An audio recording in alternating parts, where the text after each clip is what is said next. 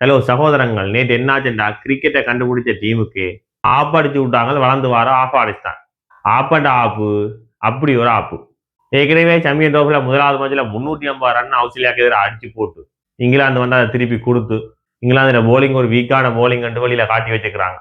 அதெல்லாம் அப்படி இருக்க நேற்று வந்து ஆப்கானிஸ்தானுக்கு 320 ரன்னை கொடுத்து மறுபடியும் இவங்களோட போலிங் ஒரு சப்ப போலிங் கண்டு அவங்க வெளியில காட்டிக்கிறாங்க. இனி அடுத்த மேட்ச் வந்து சவுத் ஆப்பிரிக்காவோட இருக்கு. அவங்களுடைய 300 பிளஸ் பண்ணி தான் ரன்னை கொடுப்பாங்களோன்னு தெரியல.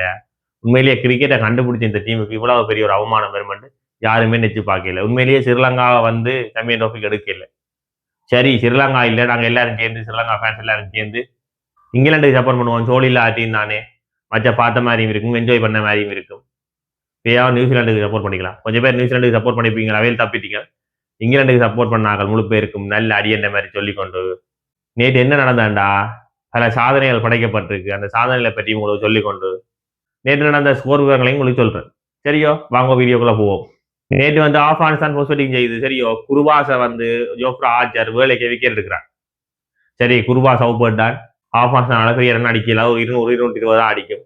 அதை இங்கிலாந்து வேலைக்கு அடிச்சு ரன் ரேட்டோட வெல்வாங்கன்னு பார்த்தா சைட் ஓப்பனா இறங்கின நம்மட இப்ராஹிம் சர்தான் வந்து ஒரு காட்ட வலிக்கிட்டான்.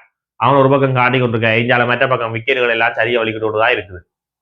ஆப்கானிஸ்தான் வளம் அவ்வளவுதான், சும்மா ஒருத்தர் ஒரு 50 ரன் அடிப்பான், மிச்செல்லாம் அவுட் போட்டுருவாங்கன்னு பார்த்தா கேப்டன் ஷாகிடி, அகமதுல்லா, முகமது நபி எல்லாரும் தலா 40 ரன் அடிச்சு சர்தானுக்கு ஒரு நல்ல சப்போர்ட்டை கொடுக்க சர்தான் வந்து 177 ரன் அடிச்சிருக்கிறார். சாம்பியன் ட்ரோஃபி வரலாறுலேயே அதிக கூடின ரன்னை ஒரு இன்னிங்ஸ்ல அடிச்சால் இவர் தான் என்ற சாதனையை நேற்று வச்சிருந்தார். யார் சொல்லுங்க பார்ப்போம்? பென் டக்கட் வச்சிருந்தார்.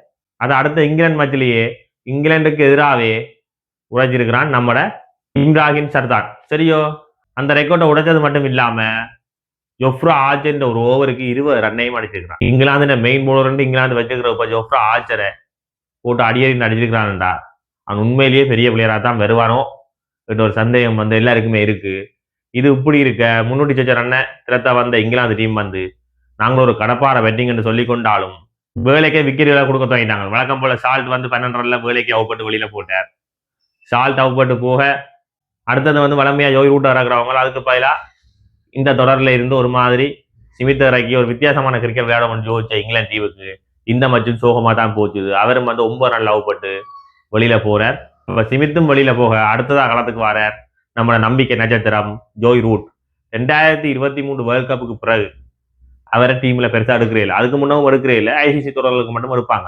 அதே மாதிரி இந்த முறையும் சாம்பியன் தொடருக்கு மட்டும் எடுத்திருக்காங்க ஜோய் ரூட்டை. ஏன்னா அவருக்கு ஓடிய விளையாட தெரியாது காமிடுறாங்களோ இல்லாட்டி அவருக்கு ஓய்வு வழங்க எடுக்க விடுறாங்களோ என்னன்னு தெரியல. டீம் இருக்கிற நிலைமைக்கு கட்டாயம் ஜோய் ரூட் வேணும். அவங்க பேஸ்பால் கிரிக்கெட் விளையாடுற வழியா தான் எடுக்கிறாங்க இல்லையா எந்த மனசுக்குள்ள தோணுது. ஏன்டா பேஸ்பால் கிரிக்கெட்டா என்ன செய்யற, ஒரு 100 பால் நோண்டா 180 ரன்னு கிட்ட அடிக்கணும், 150 ரன்னு கிட்ட அடிக்கணும் என்ற மாதிரி தான் இவன் இந்த கிரிக்கெட் விளையாட்டு கொஞ்சம் காலம் போய் கொண்டிருந்தது. ஆனா ஐசிசி தொடர்கள்ல அது சரி வராதுன்னு தான் ஜோய் ரூட் எடுக்கிறாங்க.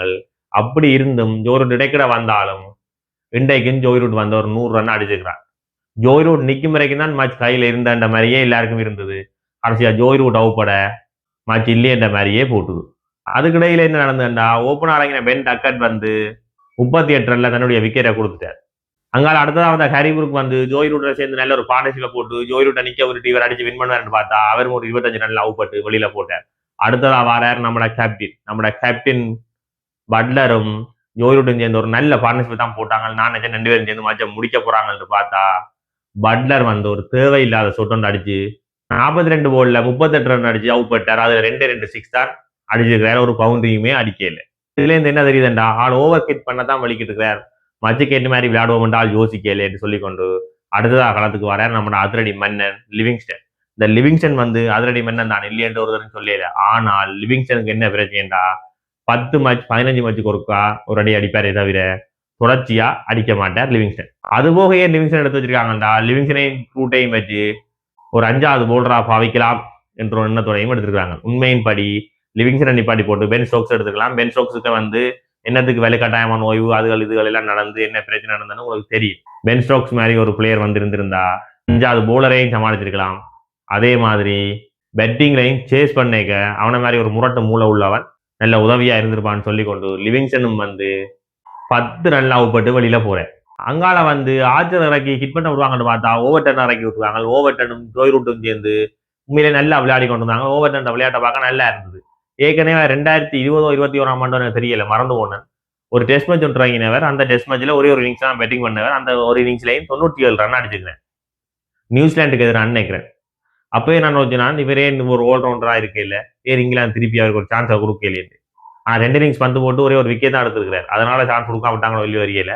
ஆனா ஒரு இன்னிங்ஸ்ல 97 ரன் அடிச்சிருக்கிறேன். அப்பயே இவருக்கு வாய்ப்பு கொடுக்கலன்னு தெரியல. அப்போ ஓவர்டன் வந்து ஓரளவுக்கு பேட்டிங் பண்ணுவாருன்னு தெரிஞ்சிருந்தாலும் இந்த மச்சை முடிக்க போறது ஜோய் ரூட் தான் எல்லாருக்கும் தெரிஞ்சிருக்கும். இந்த கட்டத்துல செஞ்சுரி அடிச்சிருந்த நம்மளோட ஜோய் ரூட் வந்து அன்லக்கா ஒரு அவுட் ஒன்று பாடுறார்.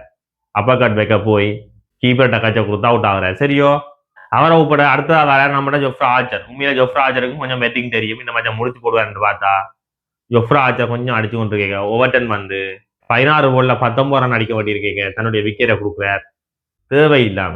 அவர் அந்த விக்கெட்டை கொடுக்க அடுத்ததா களத்துக்கு வர நம்மளோட அலில் ரஷீத். உண்மையிலேயே ரஷீத்துக்கு ஒரு கொஞ்சம் பேட்டிங் தெரியும் என்று சொல்லிக்கொண்டு அப்ப ரஷீடும் ஆர்ச்சரும் சேர்ந்து ஓரளவுக்கு சமாளிச்சு முடிப்பாங்கன்னு பார்த்தா ஆர்ச்சர் வந்து அவுப்படுற. அப்ப கடைசி ஓவர் 16 ரன் அடிக்க வேண்டி இருக்கேக்க நம்மட மார்க் பூட்டும் அடில் ரஷீத் சேர்ந்து முயற்சி செஞ்சு பார்க்கிறோம். ஆனா முடியல.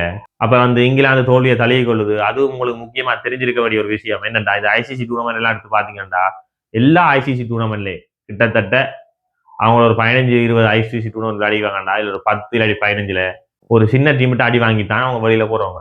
அயர்லாந்து அடிச்சிருக்காங்க, நெதர்லாந்து அடிச்சிருக்காங்க போல இருக்கு. இப்படி பல பல அடியெல்லாம் ஆக்கள் வாங்கி இருக்கணும். சின்ன டீம் அடி வாங்குறது இங்கிலாந்துக்கு ஒன்றும் பெரிய விஷயம் இல்லை.